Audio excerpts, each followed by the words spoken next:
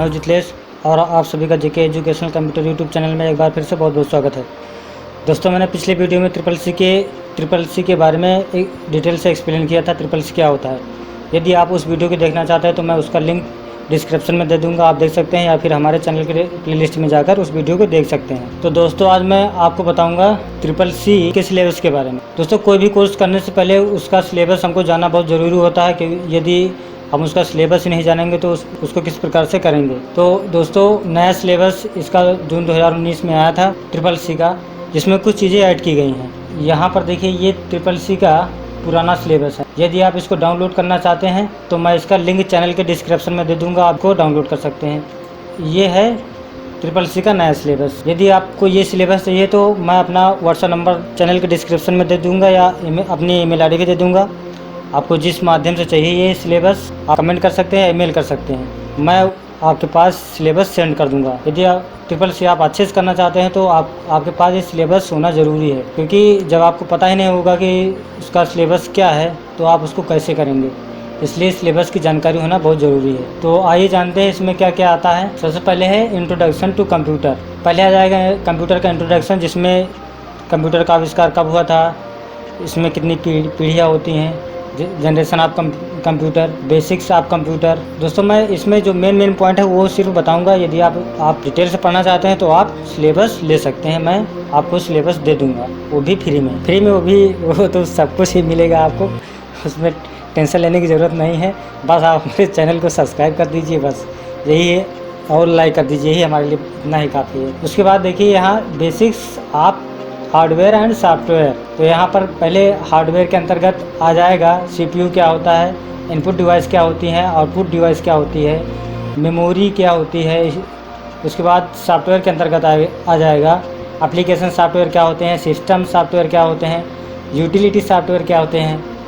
उसके बाद open source software क्या होता है, मोबाइल ऐप्स क्या होता है, ये चीज़ें पूछी जाती हैं। उसके बाद देखिए इंट्रोडक्शन टू ऑपरेटिंग सिस्टम क्या होता है, और उसके बाद basics of operating system for desktop and laptop, operating system for mobiles and phone.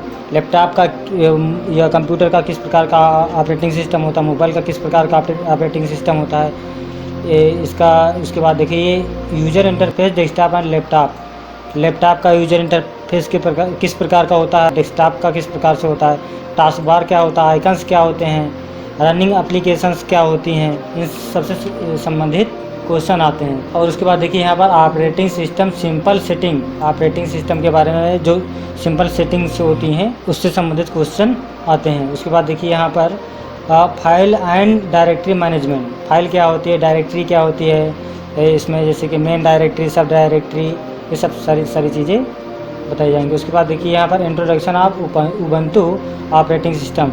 जी हाँ दोस्तों, पुराने सिलेबस में ये उबंटू नहीं था। नया जो सिलेबस आया इसमें उबंटू ऑपरेटिंग सिस्टम और लिब्रे ऑफिस ये ऐड किया गया है।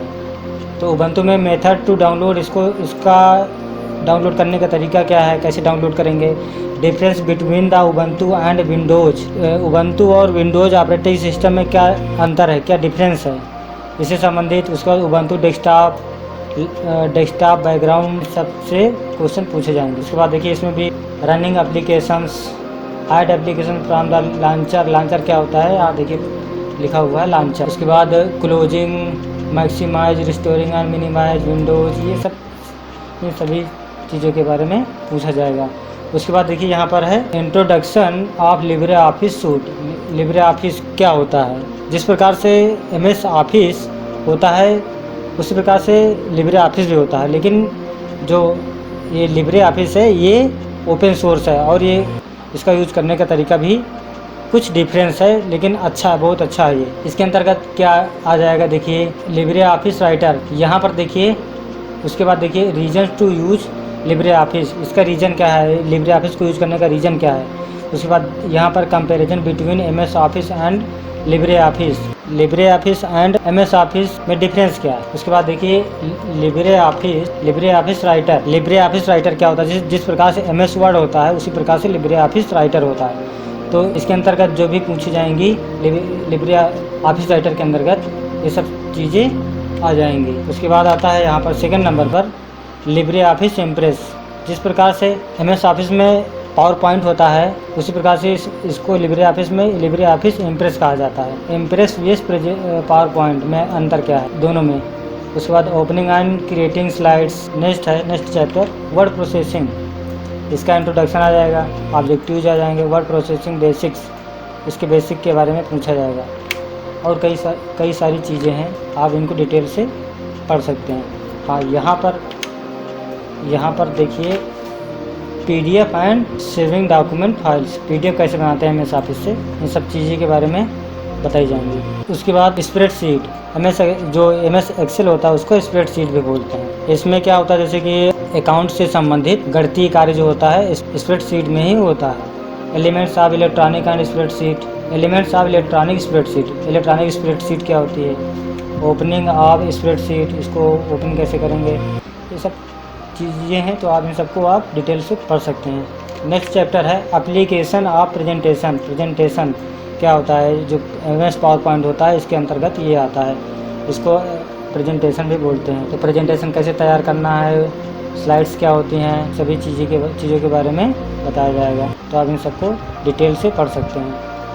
उसके बाद नेक्स्ट चैप्टर है introduction of internet, www and web browsers. www क्या है, वेब ब्राउजर्स क्या है, बेसिक, ये यहाँ पर इंटरनेट के बारे में बताया जाएगा। इंट्रोडक्शन इसका हो जाएगा, basic of computer network, local area network, LAN, wide area network, WAN क्या होता है, टोपोलॉजी क्या होती है। यहाँ पर देखिए concept of internet and www, applications of internet क्या होता है, URL क्या होता है, IP एड्रेस क्या होता है, ISP क्या होता है, प्रोटोकॉल्स क्या होते हैं, इन सभी के बारे में बताया जाएगा, और आप यहाँ पर देखिए आप पढ़ सकते हैं। उसके बाद देखिए यहाँ पर नेक्स्ट चैप्टर है email, social networking and e-governance services. इसका introduction, structure of email, email का स्ट्रक्चर कैसे होता है, यूजिंग ईमेल्स, ईमेल को कैसे यूज करते हैं, अकाउंट कैसे बनाते हैं, मेल कैसे सेंड करते हैं, ये सब चीज़ों के बारे में बताई जाती हैं। उसके बाद देखिए यहाँ पर सोशल नेटवर्किंग एंड ई-कॉमर्स के अंतर्गत यहाँ पर फेसबुक, ट्विटर, लिंक्डइन, इंस्टाग्राम,